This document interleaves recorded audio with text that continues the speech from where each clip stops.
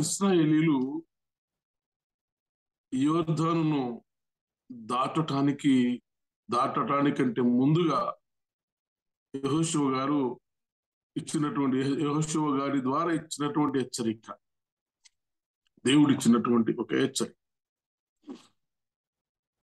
ఐగుప్తు నుండి బానిసత్వంలో విడిపించబడి వాళ్ళు ప్రయాణము కొనసాగిస్తున్నప్పుడు ఆ ప్రయాణంలో ఎన్నో ఎన్నో ఆటుపోటులు ఎదుర్కొని, ఎన్నో ఇరుకులు ఇబ్బందులు ఎదుర్కొని వాటన్నిటిని జయిస్తూ దేవుని సహాయము ద్వారా నాయకుల నడిపింపులో మోషే గారి నాయకత్వం, ఆ తర్వాత యెహోషువ గారి నాయకత్వం, ఈ రీతి వాళ్ళు బయటికి వచ్చి నడుస్తూ ఉన్నారు. నడుస్తున్న క్రమంలో వాళ్ళందరూ కూడా షిత్తీము నుండి బయలుదేరి యోర్దానుకు వచ్చి దానిని దాటక మునుపు అక్కడ నిలిచిరి. అది మొదటి వచనములో మనం చూస్తాం. షిత్తీము నుండి బయలుదేరి వాళ్ళు ఆ యోర్దానుకు దగ్గరగా, యోర్దాను దాటితే వాళ్ళకి అవతల కనాను కాబట్టి దేవుడిచ్చినటువంటి ఆ ప్రామిస్ ల్యాండ్ కు వెళ్ళడానికి వాళ్ళు యోర్దాను నది దగ్గరికి వచ్చి ఆగిపోయినారు. దాటడానికి లేదు. సైన్యము, ఫరో సైన్యము వెనక వాళ్ళందరూ కూడా వెంబడిస్తూ ఉన్నారు వీళ్ళను. వీళ్ళు అక్కడికి వచ్చి నిలిచినారు. అప్పుడు వాళ్ళందరికీ అంటే అద్భుత కార్యము చేయబోతున్నాడు దేవుడు, రేపు పొద్దున అద్భుత కార్యము చేయబోతున్నాడు కాబట్టి మీరందరూ కూడా మిమ్మల్ని మీరు పరిశుద్ధపరచుకొనుడి అని వాళ్లకు, ఇశ్రాయేలులకు చెప్తాడు. కాంగ్రిగేషన్కి ఏమో మిమ్మల్ని మీరు పరిశుద్ధపరచుకోనండి అంటాడు. తరువాత నాయకులకు లేదా నడిపించే నాయకులకు, ఈ యాజకులకు ఏం చెప్తాడంటే, మీరు నిబంధన మందసం మోసుకొని జనులకు ముందు భాగాన నడవండి, మీరు ముందర నడవండి. ఎట్లా నడుస్తారు మీరు? నిబంధన మందసమును మోసుకొని నడుస్తూ ఉండాలి. ఒకటేమో కాంగ్రిగేషన్కు మీరందరూ పరిశుద్ధపరచుకోండి, ఎందుకంటే రేపు దేవుడు అద్భుత కార్యం చేయబోతున్నాడు. ఈ యాజకులు ఏం చేస్తారంటే, మీరు నిబంధన మందసమును మోసుకొని ప్రజల ముందర మీరు నడవండి. ఇది అక్కడ ఇద్దరికి రెండు హెచ్చరికలు, రెండు ఆజ్ఞలు ఇచ్చినట్టుగా మనం చూడగలము. ఇస్తాడు దేవుడు యెహోషువ ద్వారా. అయితే ఇక్కడ మనం ఒక అంశాన్ని మనం పెట్టుకోవచ్చు. కలెక్టివ్ శాంక్టిఫికేషన్ లేదా సంఘ పరిశుద్ధత లేదా విశ్వాసి పరిశుద్ధత, సమూహము పరిశుద్ధత. ఎవరు వీళ్ళు? ఈ సమూహము ఎవరు అని అంటే విడిపించబడినటువంటి వారు. ఎక్కడి నుంచి విడిపించబడ్డారు అని అంటే బానిసత్వములో నుండి విడిపించబడ్డారు. They are under bondage of ఫరో.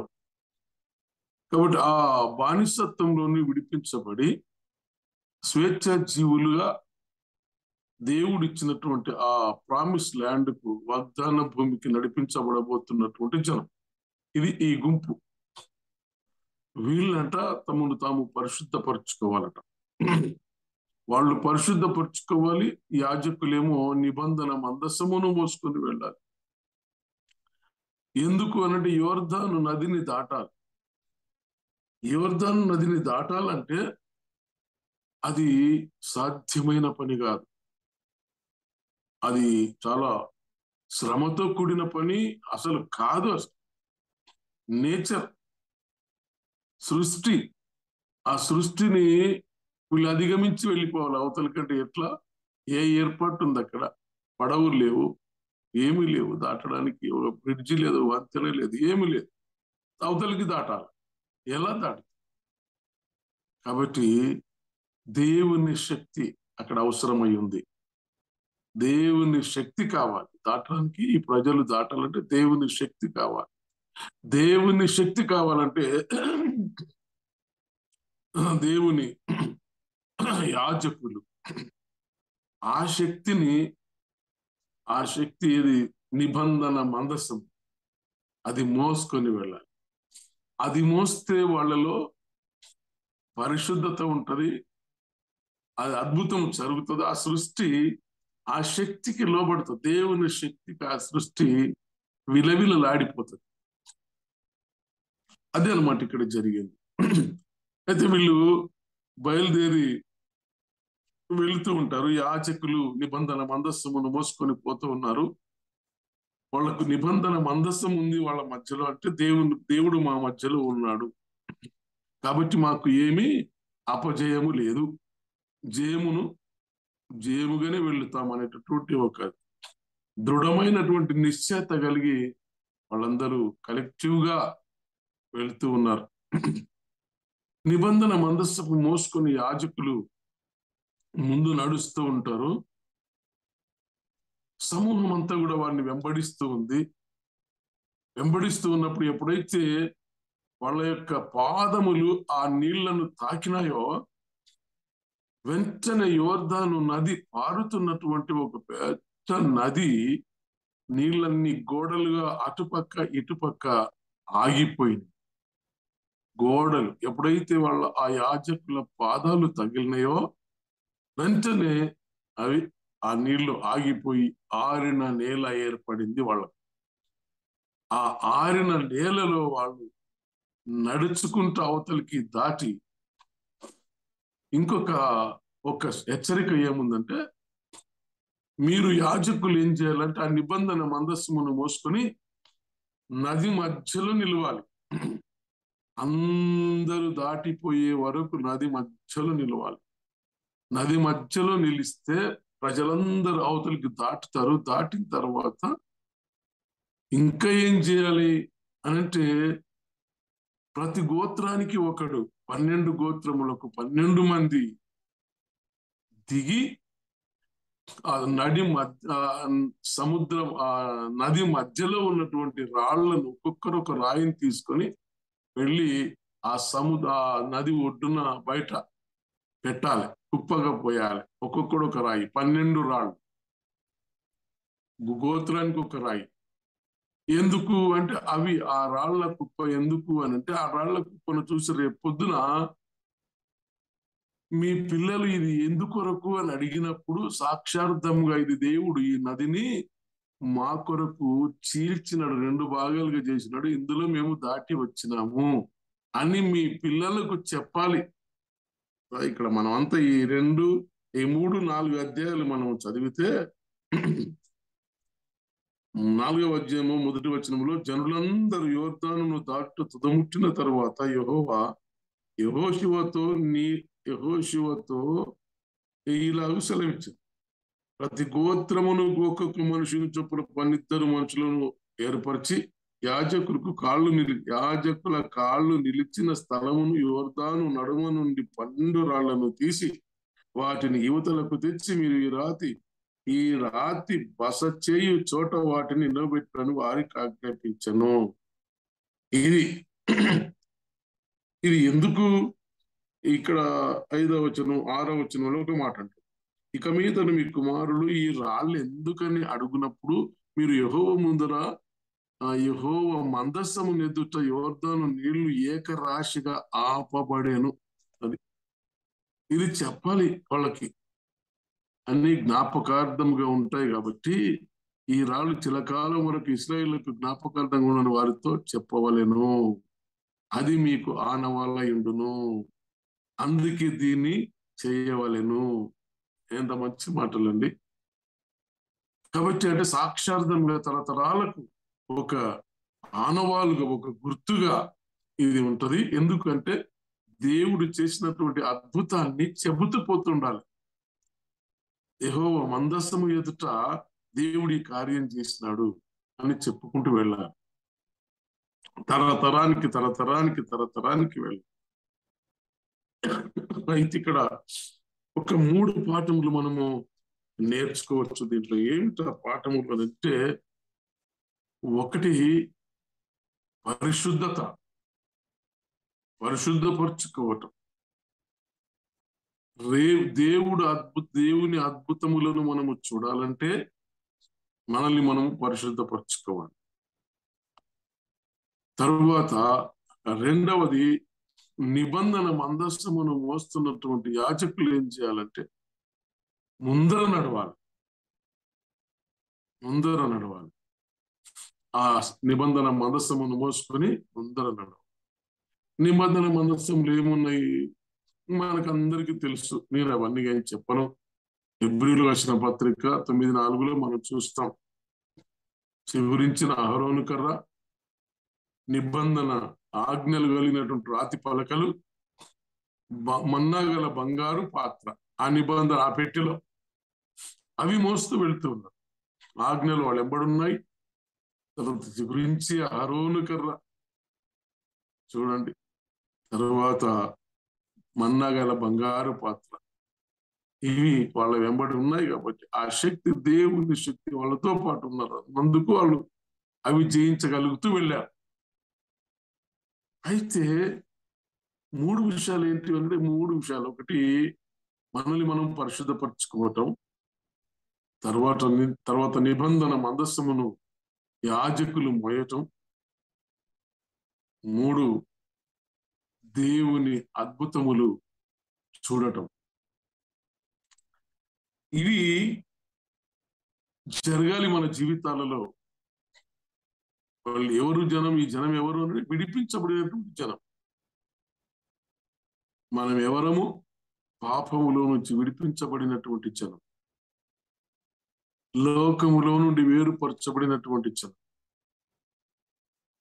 పిలువబడినటువంటి జనం, సంఘము, కుటుంబాలు, వ్యక్తులు వ్యక్తిగతంగా కూడా పరిశుద్ధత ఉండాలి.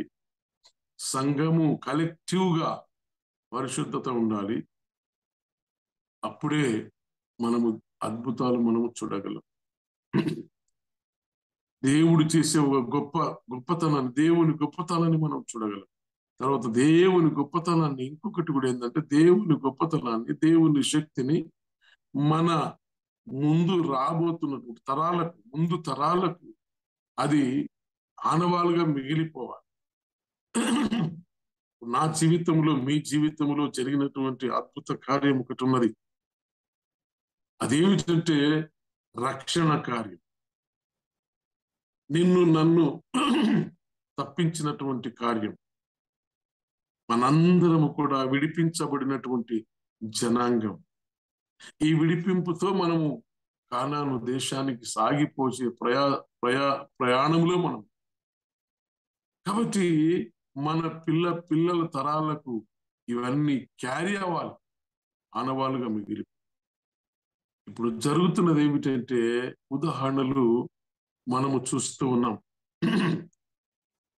సంఘాలు గాని, వ్యక్తులు గాని, కుటుంబాలు గాని, విశ్వాసులు గాని, కుటుంబంలో కూడా కుటుంబాన్ని తీసుకున్నాం. కుటుంబాలన్నీ కలిస్తేనే ఒక సంఘం. వ్యక్తులందరూ కలిస్తేనే ఒక కుటుంబం. కుటుంబాలన్నీ కలిస్తేనే ఒక సంఘం.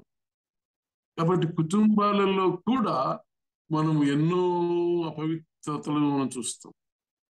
కుటుంబం అపవిత్రంగా పరచబడి ఉంటే సంఘం అపవిత్రపరచబడుతుంది. కొంతమంది నాయకులను మనం చూస్తాం. నిబంధన మందసమును మోసే యాజకులే ఆ నిబంధనను పక్కకు తోసేసినటువంటి పరిస్థితులను మనం గమనిస్తాం.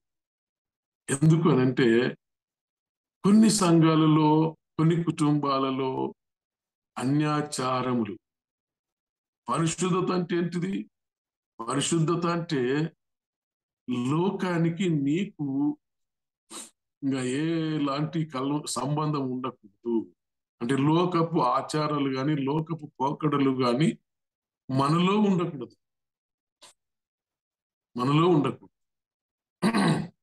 కొన్ని సంఘాలను గమనించినప్పుడు సంఘాలే ఆచరిస్తున్నాయి. వివాహాలలో ఆచారాలు, నిబంధన మందసమును మోసే యాజకులే అంటే పాస్టర్లే దాన్ని పక్కకు తోసేసి అన్యాచారాలను అభ్యసించేటటువంటి పరిస్థితులను మనం గమనిస్తున్నాం. మన సంఘాల్లో కానీ, కుటుంబాలలో కానీ ఎక్కడో ఒక చోట మిక్స్ అయిపోతున్నాం. అంటే పరిశుద్ధతను కోల్పోతున్నాం మనం. అందుకని దేవుడు ఏ అద్భుతాలను మనం రుచి చూడలేకపోతున్నాం. కాబట్టి మనము నేర్చుకుందాం ఏమిటంటే, పరిశుద్ధత కలిగి ఉంటేనే తప్ప మనము వర్ధిల్లగలము. పరిశుద్ధత ఉంటేనే తప్ప మనము వర్ధిల్లగలము.